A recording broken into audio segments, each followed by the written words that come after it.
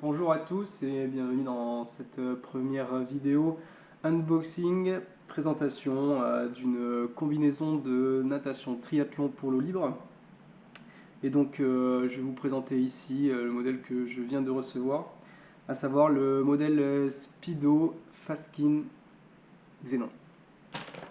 Donc c'est parti, on va ouvrir ce premier paquet qui nous a été envoyé, enfin je l'ai commandé bien sûr sur le site Swimim.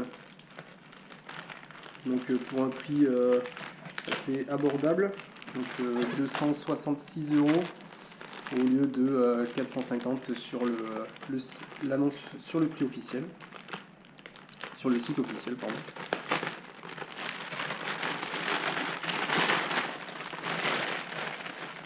Donc expédié en 5 jours et reçu par la poste.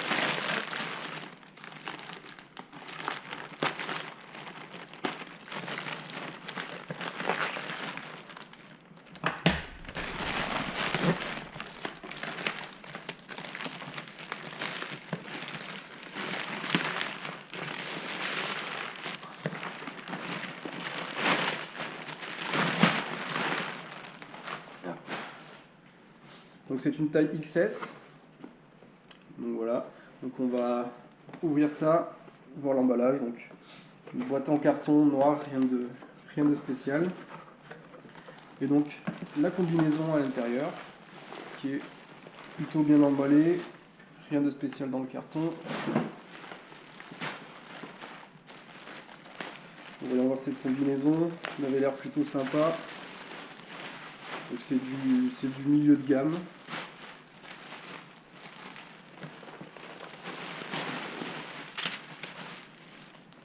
Hop, je perds les sachets désinfectés. Un troisième, encore de la protection. Et la combi prenne. Ne pas faire n'importe quoi. Hop.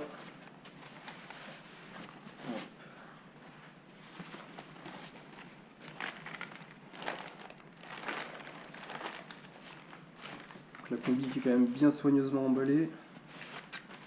Tant vaut mieux, ça serait dommage qu'elle arrive abîmée. Donc là voilà. Rien de spécial en plus. Je vais prendre un peu de distance pour vous montrer ça. Et voilà, Rodriguez. J'ai enfilé la combi. Donc à savoir, j'ai la trifonction qui est en dessous.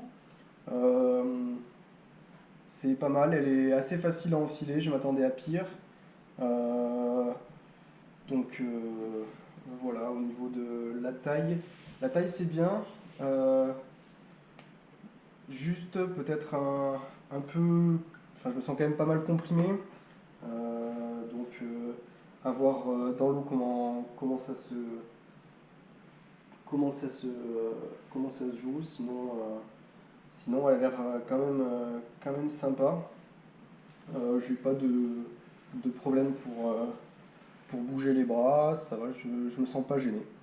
Ok, donc on se retrouve sur le canapé sans la combi et quelques semaines plus tard pour vous expliquer un peu les caractéristiques de cette combinaison, pourquoi je l'ai choisie, et pour cela on va la comparer avec trois autres combinaisons, deux dans la même gamme de prix et une un petit peu en dessous. Alors, tout d'abord, prix affiché sur le site 450 €. Donc voilà, c'est le milieu de gamme de la marque Speedo. Elle est faite en majorité en Yamamoto 39 et est disponible en large palette de taille, donc du double XS au double XL en passant par le S-Tall et M-Tall. Ensuite, on va retrouver une ouverture par le bas, donc elle est fermée. Sortir le zip par le bas pour l'ouvrir. Plusieurs épaisseurs de néoprène, ça va du 1,5 mm notamment au niveau des bras et du buste, et jusqu'à 4 mm donc sur cette combinaison, quelques empiècements au niveau des cuisses notamment et du dos. Maintenant on va passer aux technologies. Donc tout d'abord pour le positionnement, donc une technologie qui s'appelle le Body Positioning Regulator. Donc ce sont des panneaux plus épais placés stratégiquement donc pour avoir un ajustement parfait et plus de flottabilité et ainsi un meilleur positionnement du corps dans l'eau, meilleur alignement et donc meilleure vitesse, meilleur rendement, meilleure efficacité. On va aussi retrouver des empiècements sur les cuisses pour réguler le positionnement corporel, permettant d'ajuster au mieux le positionnement du corps grâce à leur flottabilité. Voilà. Pour info, ce sont les mots que je sors du site et des recherches. Hein. C'est pas moi qui ai inventé tout ça. J'ai mes anti-sèches. Donc ensuite, on a comme technologie un maintien de la sangle abdominale qui va permettre une meilleure flottabilité, une meilleure stabilité et une compression qui va permettre un gainage censé être optimal. Donc un peu plus haut, on va retrouver des empiècements continus d'1,5 mm en néoprène Maximotion Plus. Donc c'est une technologie speedo au niveau du buste pour une meilleure mobilité des bras, des épaules et plus de stabilisation du buste. Donc ça va renforcer les muscles et donc améliorer l'efficacité. Pour le revêtement classique, c'est du Yamamoto SCS Super Composite Skin. Ça permet la réduction des frictions lorsqu'on est dans l'eau, pendant la nage, et favorise donc la glisse et améliore l'hydrodynamisme. Enfin, dernière technologie à lister, au niveau du col, donc c'est un col qui va être assez haut comme vous l'avez vu pour éviter les infiltrations, mais assez dégagé pour éviter les irritations. Voilà pour ce qui est de la Xenon. Et donc on va la comparer avec, donc, je vous ai dit 3 autres combinaisons, à savoir la Orca Sonar et la Zoot Wave 3 qui sont dans la même gamme de prix, et la Orca S7, donc un peu en dessous.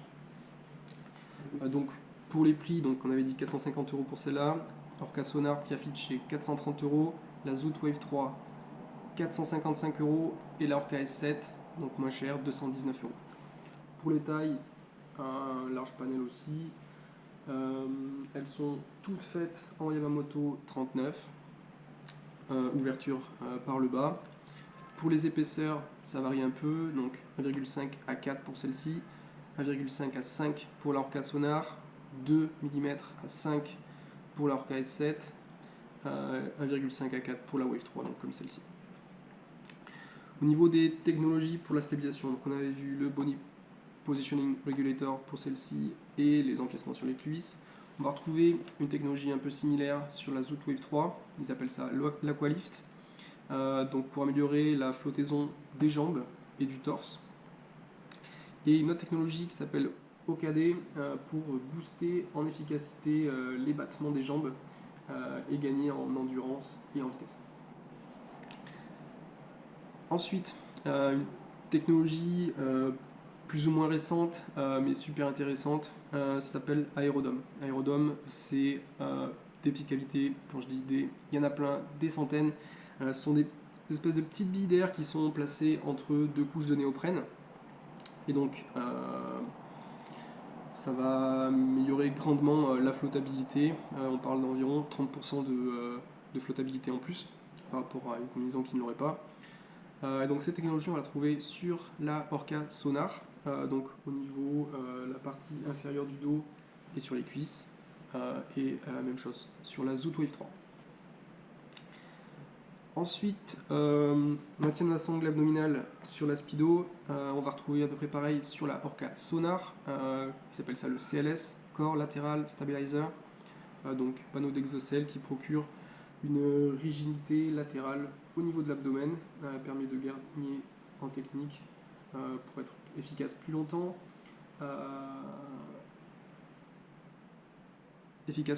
en élevant la partie inférieure du corps. Donc c'est à peu près la même chose. Hein. Ensuite, au niveau de l'empiècement supérieur, donc on va retrouver la même chose à peu près sur les 4 combinaisons, ça a juste des noms différents. Maximotion Plus sur celle-là, Infinity Skin sur les deux combinaisons Orca. Donc c'est une doublure inférieure conçue en nylon élastique avec des fibres de bambou, donc pour offrir beaucoup de souplesse et de liberté. Et la double couche permet aussi de garder un peu plus une température du corps élevée. Pour la Zoot Wave 3, notre nom, le Flexback pour liberté des mouvements. Par contre, en plus, il y a une technologie Pro-Arm sur les avant-bras qui va servir d'avoir un retour du mouvement qui va, je pense que ça se joue par une espèce de tension, donc ça va améliorer la technique et l'endurance. Pour le revêtement, c'est du SCS sur les 4 combinaisons. On va juste retrouver en plus des panneaux hydraulites sur les 2 combinaisons Orca. Donc c'est pour le glissement aussi. Est-ce que ça a une grande différence? Ça, je ne sais pas. Et pour le col, une autre technologie à noter dans la Orca Sonar, ils appellent ça le Ultimate Seal Collar, donc découpe au laser pour réduire la friction et évite les marques sur la peau. Voilà pour le comparatif. Donc pourquoi j'ai choisi celle-ci? Alors tout d'abord, au début j'étais plutôt parti sur la Zoot Wave 3 que je trouvais super jolie, beaucoup de technologie qui avait l'air intéressante. Ça avait un milieu de gamme assez intéressant pour moi qui a un niveau vraiment pas ouf, mais ça me laissait aussi une marge de progression sans avoir forcément à changer la combinaison. On pouvait la trouver à 300 € sur PSS notamment. Malheureusement, un arrêt d'importation ou d'exportation de la marque, je sais pas trop, enfin on les trouve plus en France. En tout cas on les trouvait plus à ma taille. Donc c'était ciao. Et donc par rapport aux deux Orca, déjà celle-ci, je vous l'ai dit tout à l'heure, donc je l'ai trouvée à un peu moins de 270 €. La Orca Sonar, pas de promo au moment où je voulais acheter ma combinaison, donc au-delà des 400 € c'était trop cher pour moi. Et par rapport à la Orca S7, donc, que je pouvais trouver à 200 €, Orca S7 200 €, la Speedo 265-270, j'ai trouvé que la différence de prix était largement justifiée par les nouvelles technologies et le fait que tout simplement je vais pouvoir garder cette combinaison plus longtemps dans la durée. Donc voilà, je suis parti sur celle-ci. J'ai toujours pas testé. Avec le confinement, toutes les compétitions ont été annulées. Normalement, j'en ai toujours une fin août. Donc déjà, j'espère qu'elle ne sera pas annulée. Et en fonction de la température de l'eau, on verra si je pourrais l'utiliser cette saison ou pas.